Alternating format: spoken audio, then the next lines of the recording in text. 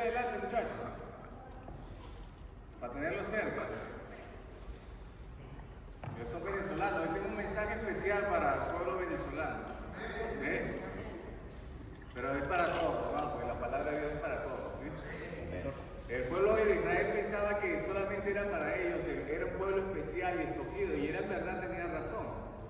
Sin embargo, ellos habían olvidado que la palabra de Dios permanece para siempre y tenía un alcance universal, como lo dijo nuestro hermano hoy en la enseñanza de la mujer que estaba ajena a los pactos. Sin embargo, ya el Señor estaba mostrando su misericordia para todas las naciones.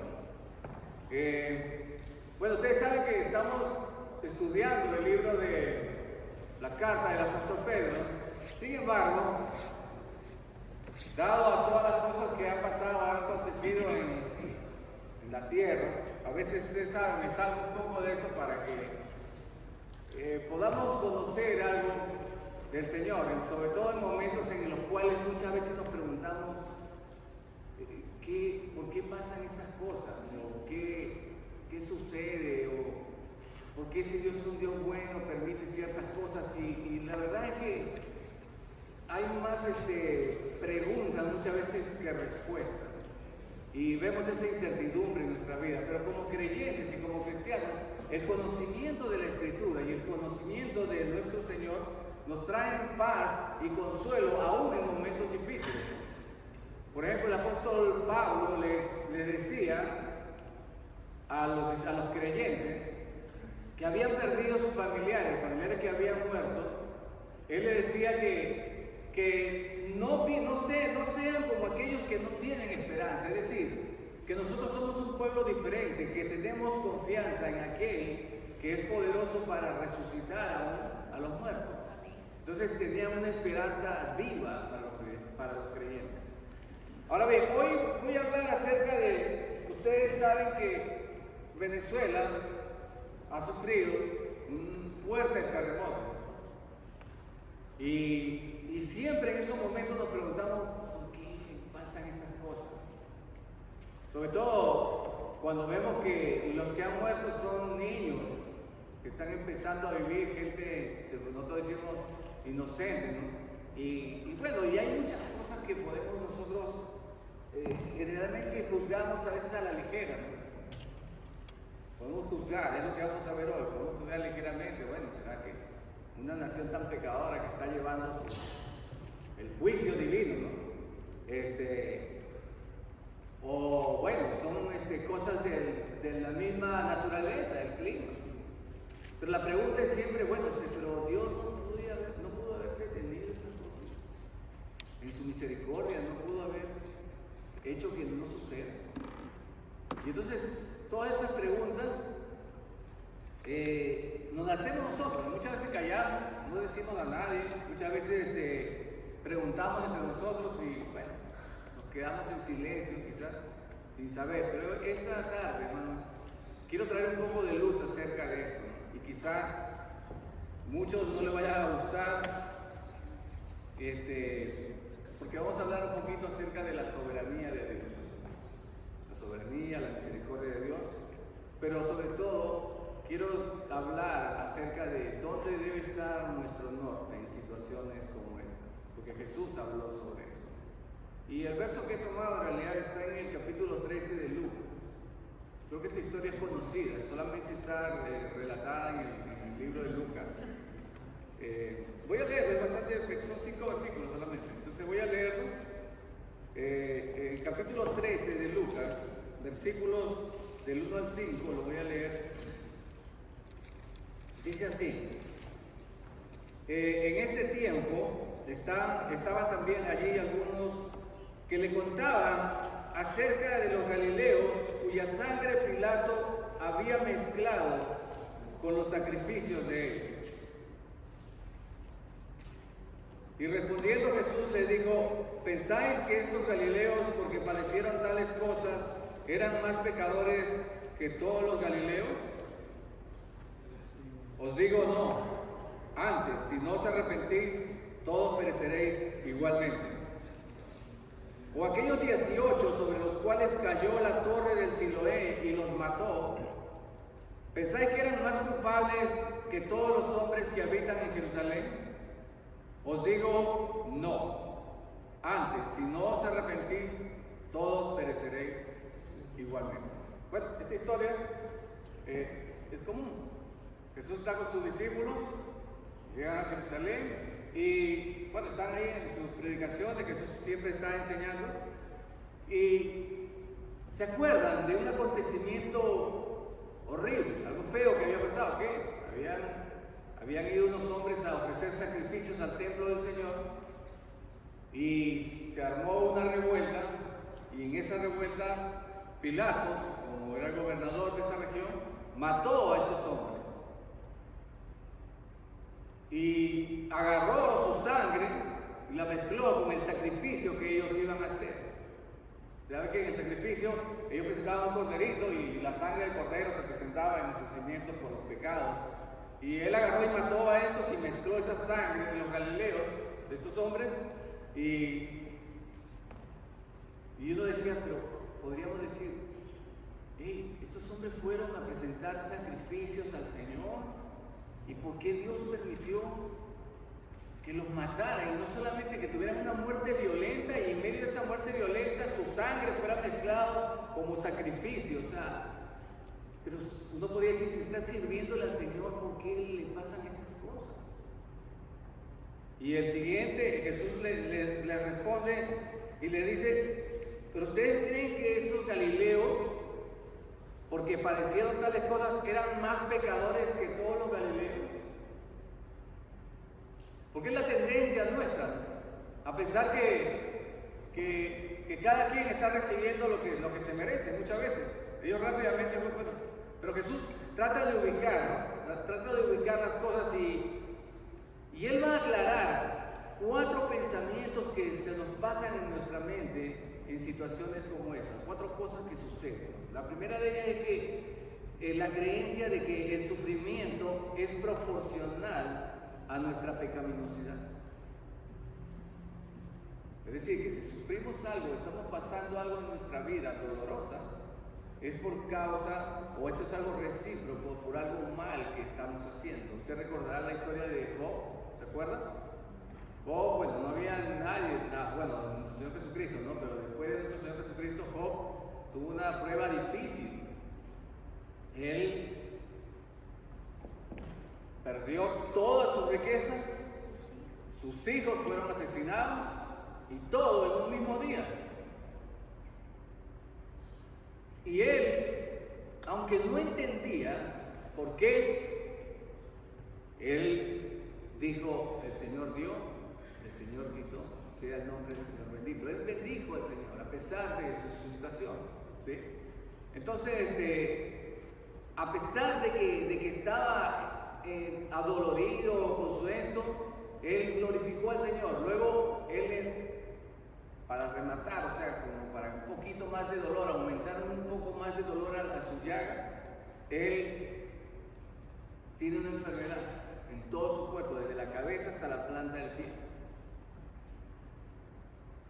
Y en vez de recibir consuelo, sus amigos que venían a consolarle, empezaron a acusarle y a decirle que él estaba recibiendo el justo juicio de Dios, porque Dios era justo. Y si él estaba sufriendo ello, entonces eso es lo que él merecía. Pero él sabía en su corazón que él no había sido así. No merecía tantas cosas, porque Dios dio testimonio de él que era un varón perfecto. Entonces, la opinión de aquellos consoladores, su opinión teológica, se podría decir, estaba torcida, estaba equivocada. Entonces, lo primero que se piensa es que el sufrimiento es proporcional a nuestra pecaminosidad. No, eso lo hicimos porque se merecieron. Bueno, se ha juzgado mucho. Volviendo al caso de Venezuela. Venezuela es un país que está, como muchos países sudamericanos, la corrupción es un clímax tremendo, ha llegado a su clímax. Abandonaron a Dios, abandonamos, eso es parte de esa nación también, abandonamos al Señor, escogiendo a los hombres antes que a Dios. y recibimos el justo juicio de Dios por eso. Pero uno dice, pero ¿hasta cuándo, Señor? Y me iba analizando algo que sucede mucho en Venezuela es la brujería. Hay demasiada brujería. Está plagada la ciudad de la brujería y tenemos el mismo juicio que Cuba y el mismo pecado, que es la brujería. Entonces podríamos decir, bueno, Venezuela está recibiendo el justo juicio de Dios, podríamos decir, ¿no? Juzgarle a la ligera. Ahora bien, y hasta yo me pongo a analizar cuando veo el epicentro, ¿dónde fue el epicentro del terremoto? Dice, bueno, ¿dónde fue? En Yaracuy. Para aquellos que no conocen, dicen, bueno, Yaracuy, es una ciudad por ahí. Pero en Yaracuy se encuentra, se podría decir, está la montaña de Sorte, el culto que se le dedica a María Leonza.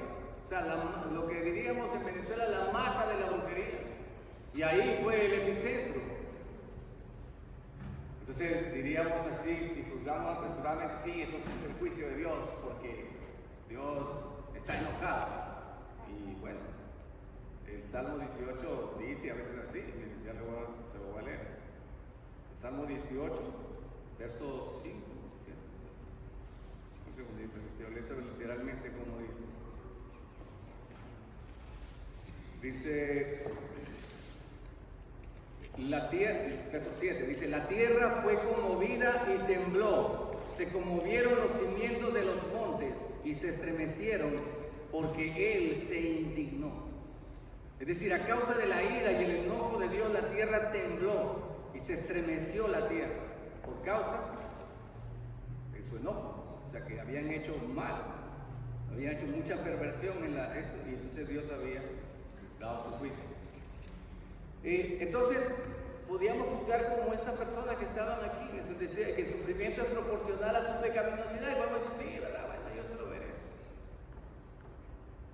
Otra cosa que Jesús quería echar por tierra o decir que no era así, era que la tragedia es una señal certera de que es el juicio de Dios. Un tsunami, un terremoto, lo que sea, no, que en esa isla hay mucha perversión, mucho juego de azar, mucha perversión. Por eso es que Dios dejó que esa isla sufriera ese huracán y destruyera la isla por completo. Ese es otro pensamiento que había en ellos mismos. La tercera cosa dice que las cosas malas solo le ocurren a las personas que hacen mal.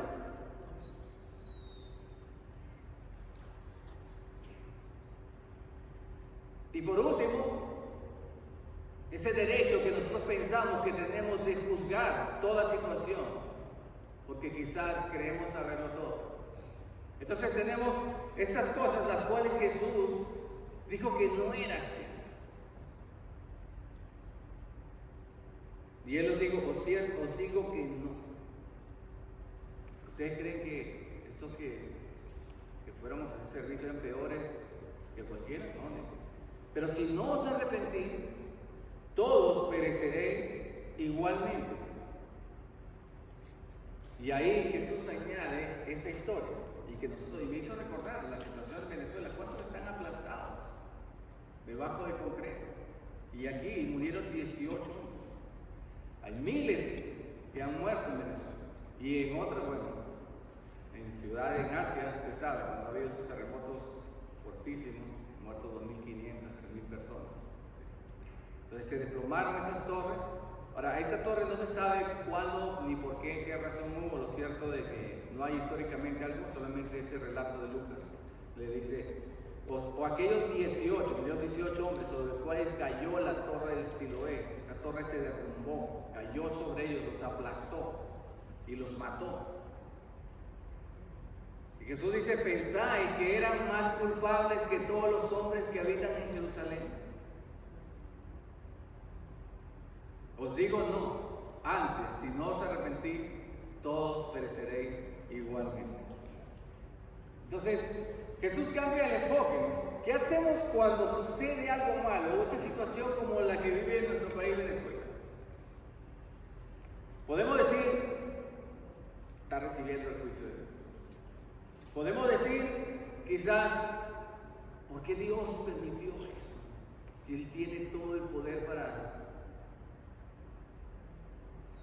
impedirlo. Y entonces, ¿usted se ha preguntado eso? Si Dios tiene todo el poder para que esto no suceda, ¿por qué sucede? Porque Dios lo permite. Es lo primero que nos preguntamos. ¿Por qué la tierra tiembla entonces? Bueno, lo vimos ahorita, que es por causa de la ira del Señor. Es una de las razones. La otra es, lo sabemos por estudios, que las placas se mueven. ¿Sí? Hay movimiento en la tierra y al lado de estos movimientos producen temblores, producen terremotos. Pero aquí hay otra. En el capítulo 8 de Romanos encontramos también otra razón por la cual la tierra tiembla.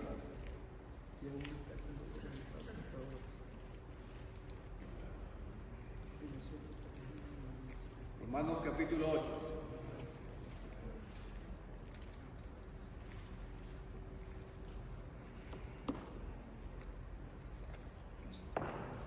Pablo está exhortando. Ser cristiano, hermano, no es una vida sencilla, no es una vida fácil, sobre todo cuando nos entregamos a servir al Señor y de corazón servimos como Dios demanda, vamos a sufrir persecución. Y entonces Pablo está animando en su carta a que tengamos paciencia, que soportemos las dificultades. En el capítulo 8, en el verso 18, dice: pues tengo por cierto que las aflicciones del tiempo presente no son comparables con la gloria venidera que en nosotros ha de manifestarse. Es decir, lo que estamos viviendo ahorita, cualquier aflicción que podamos tener, cualquier cosa que podamos estar sufriendo, no tiene ninguna comparación con la gloria venidera, o sea, con lo que viene es tremendamente bueno. Lo que viene para nosotros, los que creemos en Él, es completamente, es incomparable, no se puede comparar. O sea, no es nada la aflicción que estamos viviendo con la gloria venidera, lo que viene para nosotros. Y le dice, no son comparables, dice, con la gloria venidera que en nosotros ha de manifestarse, porque el anhelo o el deseo ardiente de la creación, es decir, toda la tierra, la creación de Dios, la tierra, desde el anhelo, desea, dice, con ansia, con pasión. ¿Qué es lo que desea? La manifestación de los hijos de Dios. Porque la creación fue sujetada a vanidad, dice, no por su propia voluntad, sino por causa del que la sujetó en esperanza, dice. Porque también la creación misma será libertada de la esclavitud de corrupción a la libertad gloriosa de los hijos de Dios, porque sabemos que toda la creación gime a una y a una está con dolores de partos hasta ahora. O sea, la creación, la tierra sufre, y sufre como una mujer que va a dar a luz, dolores de parto, y clama, pero ¿por causa de qué? La pecaminosidad. Cuando la gente dice el cambio climatológico y todas estas cosas que se hablan, todas estas tormentas que vienen por causa del cambio climatológico y todas estas cosas, producto de la contaminación. Y bueno, y hay muchas historias, muchas referencias, muchos estudios de análisis, unos ciertos, otros verdaderos. Lo cierto es que por causa de nuestro pecado la tierra sufre.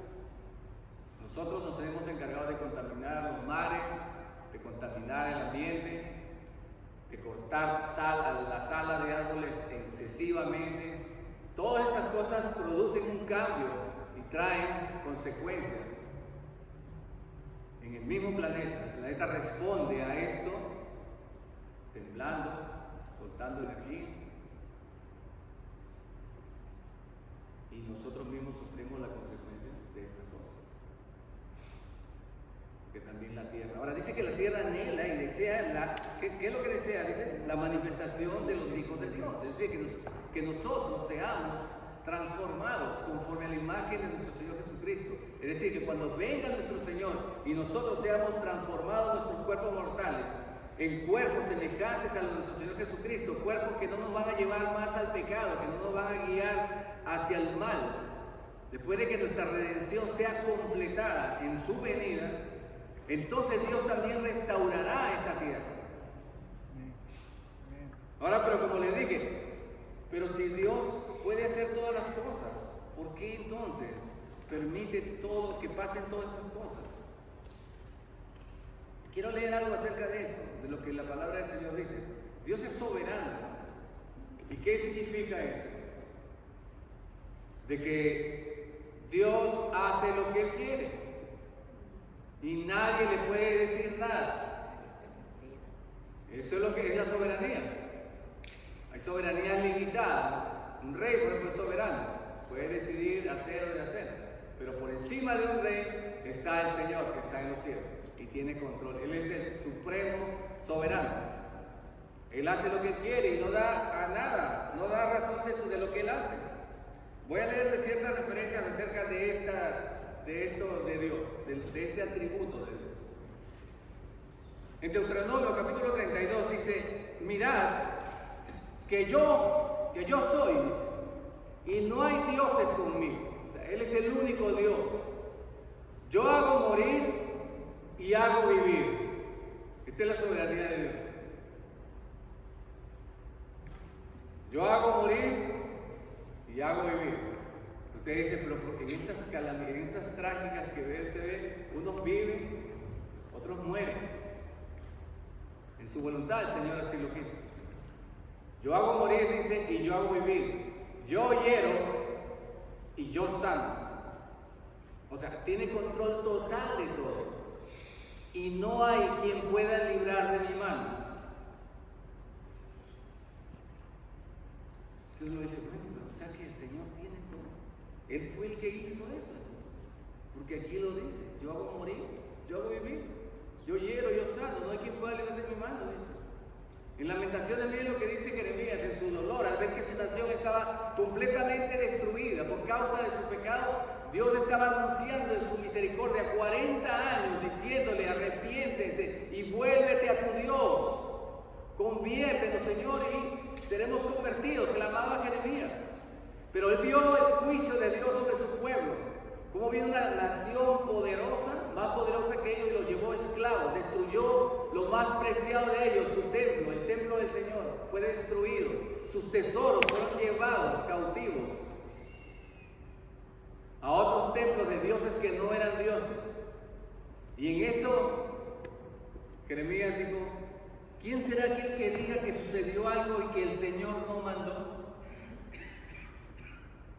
¿Acaso de la boca de Dios no sale tanto el mal como el bien? O sea, él está diciendo que, ¿sí?, que todo proviene de Dios. Es una soberanía de Dios. Dios permite todas las cosas.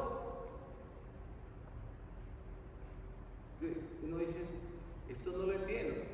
De verdad no es fácil de comprender. Quiero seguir un poquito más con esto de la soberanía de Dios, para que entendamos quién es Dios, quién es nuestro Dios, en el cual hemos creído. En Daniel 2:20 dice que Daniel clama.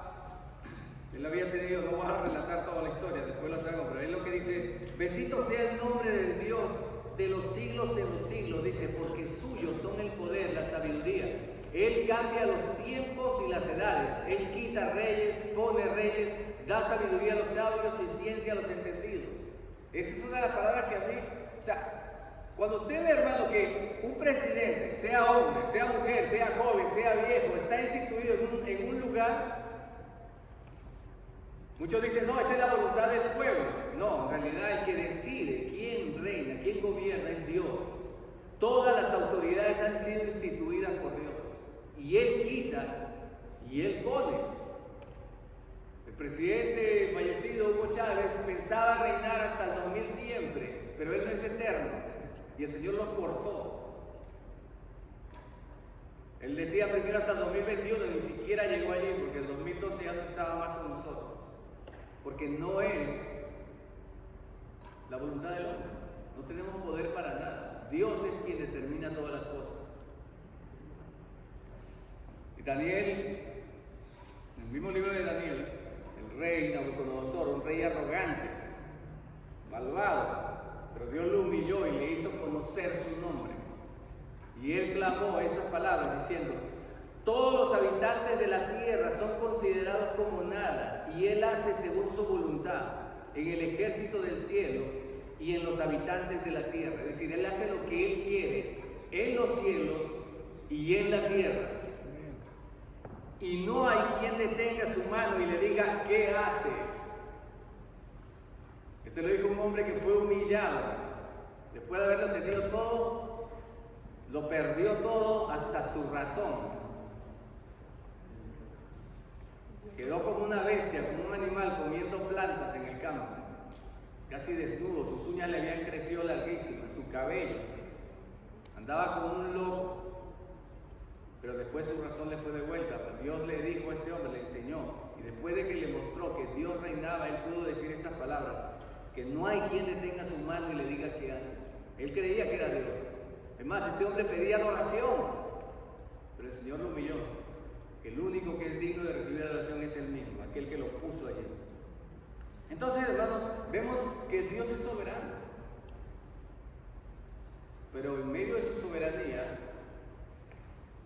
está también el que el Señor permite la libre decisión de cada uno. No deja de ser soberano el Señor al dejar que nosotros decidamos muchas veces nuestro camino. Él puede cambiarlo, sí, Él puede cambiar muchas cosas. Puede hacerlo, tiene el poder para hacerlo. Pero Él en su soberanía decidió dar al hombre la libertad de elegir, de elegir entre el camino de la vida o el de la muerte. Como le dijo a Israel: he aquí pongo la vida y la muerte delante de ti, escogeos a cuál camino seguir. Jesús mismo cuando vino dijo: yo soy el camino, la verdad y la vida, y nadie viene al Padre sino por mí. Él está mostrando el camino, Dios está diciendo lo que podemos hacer, pero la elección es nuestra. Dios nos da luz en medio de las tinieblas. Como estábamos estudiando el libro de Juan, Él dijo: yo soy la luz del mundo, y le dio vista al ciego, y este ciego siguió a Jesús, lo reconoció como Señor y lo adoró. Pero habían otros que estaban allí frente a la luz del mundo, pero decidieron no creer en Él y no aceptar su verdad, rechazaron y sufrieron su condenación, excluidos del reino de Dios, por cuanto no desecharon la palabra de nuestro Señor Jesucristo, a pesar de que fueron llamados primero que nosotros. Entonces, Él mata y Él da vida. Pero me gusta esta parte, ¿verdad? Porque nosotros pensamos que todo termina con la muerte. Qué horrible, cómo murieron, ya no hay esperanza. Pensamos que es así, ¿no? Que ya murió y se acabó, ya. Se terminó toda esperanza. Pero Dios no es así, hermanos. Samuel, en 2 Samuel, dice así la Escritura, en el capítulo 2, dice: Jehová mata y Él da vida. Él hace descender al Seol, se hace morir, y hace subir. ¿Y de qué está hablando?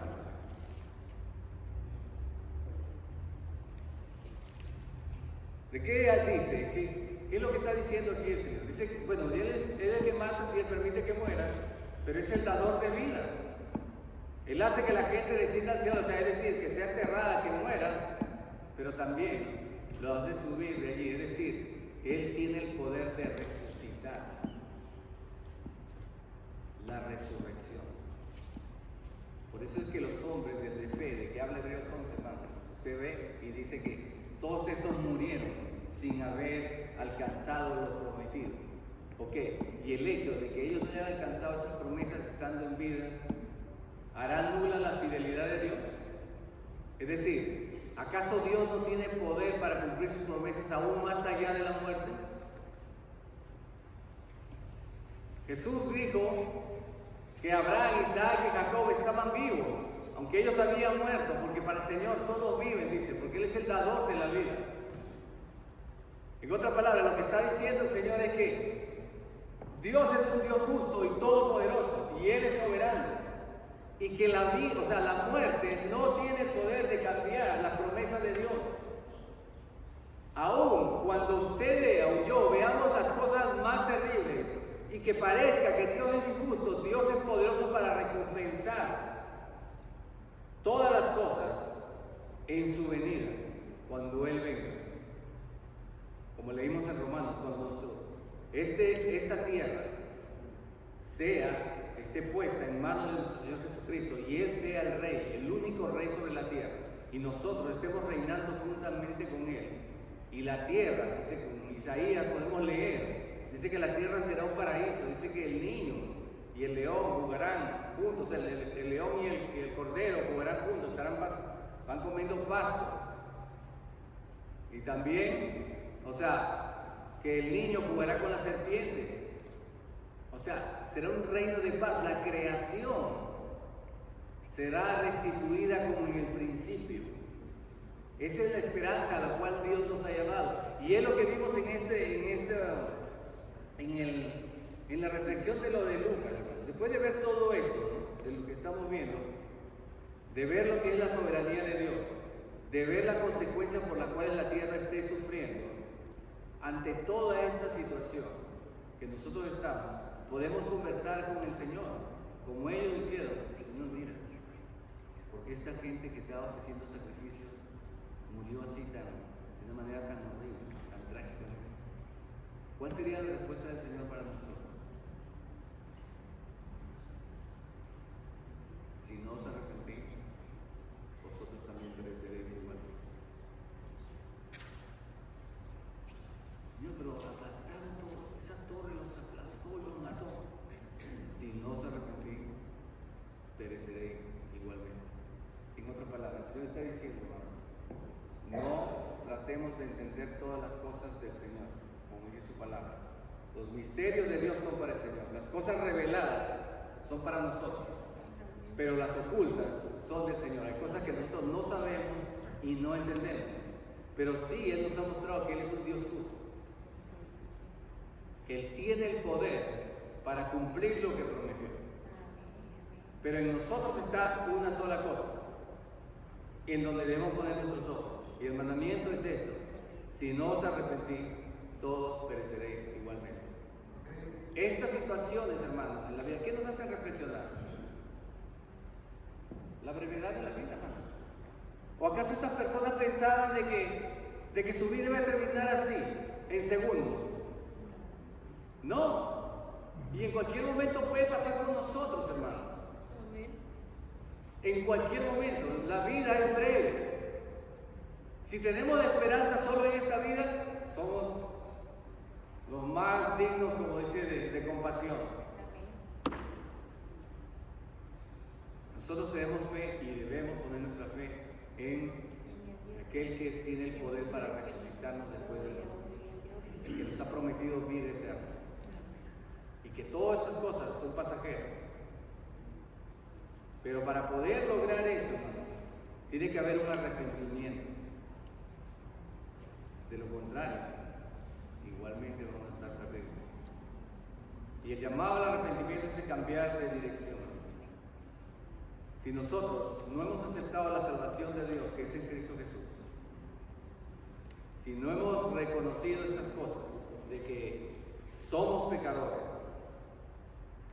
y que Dios, a pesar de nuestra maldad y nuestra pecaminosidad, en su amor envió a su Hijo a morir por nosotros, por nuestras culpas, y no nos arrepentimos y no nos volvemos de nuestro mal camino y aceptamos la salvación que es en Cristo Jesús, vamos a estar totalmente perdidos y excluidos del reino de los cielos.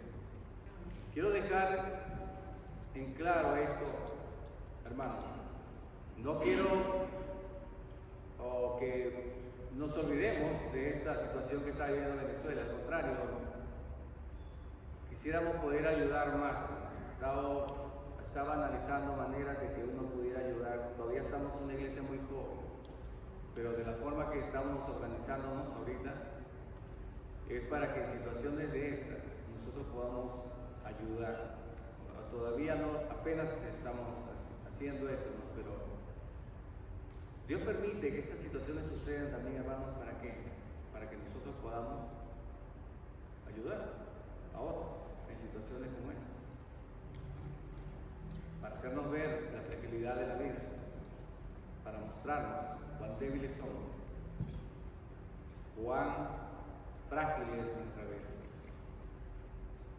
Que el Señor nos ayude, hermanos, y que a poner nuestra mirada solamente, no tanto en estos eventos, ¿no? Pero tampoco que nos hagamos indolentes a esta situación, sino que pongamos nuestra mirada en aquel que es poderoso para hacer justicia y el que juzga justamente y que tiene el poder de todas las cosas y Él hace como Él quiere y no hay nadie que le pueda decir por qué lo hace. Ese es nuestro Señor, aunque no merecía, porque hermanos, y con esto ya quiero cerrar, uno dice, bueno, pero ¿por qué Dios permitió esto? Si Él tenía el poder para hacerlo. Pero ¿cuántos años nos ha dado el Señor? ¿O cuántos días nos da en que no pasa nada? En que no pasa nada de esto.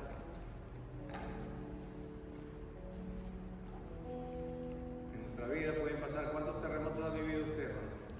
Yo he vivido uno. Tenía 7 años, y el 74, tenía 7 años, cuando el terremoto del 74 se sacudía casi 2 minutos. Creo que fue 6.5 en la escala de Richter. Mi madre sostenía a mi hermana y a la otra chiquita también. Y yo estaba al lado de mamá y eso se sacudía de una manera, nunca he visto un terremoto de esa manera. La gente salía desnuda a la calle, desesperada, muy temprano, no eran ni las 8 de la mañana. Muchos casas se destruyeron, se cayeron. Y ese es el único que he visto. Otros han tenido más temblores, sí hay muchos, pero el sufrimiento, hermano, no es para toda la vida. Y como dice el apóstol Pablo, nada se compara con la gloria venidera que tenemos en Cristo. Señor, yo te doy gracias, Señor, aunque no puedo entender muchas veces, Señor, ese atributo tuyo de la soberanía, Señor, y por qué permites algunas cosas, Señor. Tu palabra dice, dirá el barro al que lo formó, ¿por qué haces así? Le dirá el barro al alfarero, hazme de esta manera o algo así.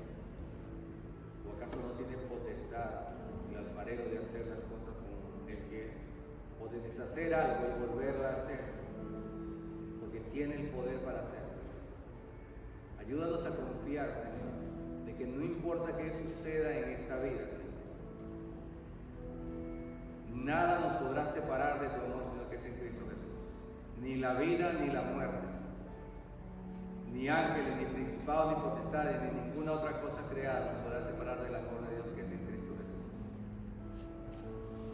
Que esto no nos aleje a dudar, Señor, de tu misericordia y de tu verdad, Señor. Que al contrario, que estas situaciones nos hagan ver la fragilidad de nuestra vida, que nuestra seguridad está solamente en ti, Señor. Gracias por darnos a conocer este atributo tuyo de tu soberanía, Señor. Aunque sea difícil de comprender, Señor, aquí nos lo diste para que te conozcamos también en ese lado, Dios. Gracias te damos por esto, Señor, y lo aceptamos, Señor. Te doy gracias por mis hermanos aquí, Señor, y te oro también por aquellos familiares que están allá, que han perdido sus cosas, Señor, otros han perdido la vida, Señor, para que sigas enviando, Señor, tu ayuda y tu misericordia, Señor, porque sea por juicio o sea por cosas de la naturaleza o por lo que la situación que haya sido, Señor, sabemos que eres un Dios que es misericordioso, que aún en el medio del juicio muestra y extiende su misericordia. Gracias, Señor, por ser como Él.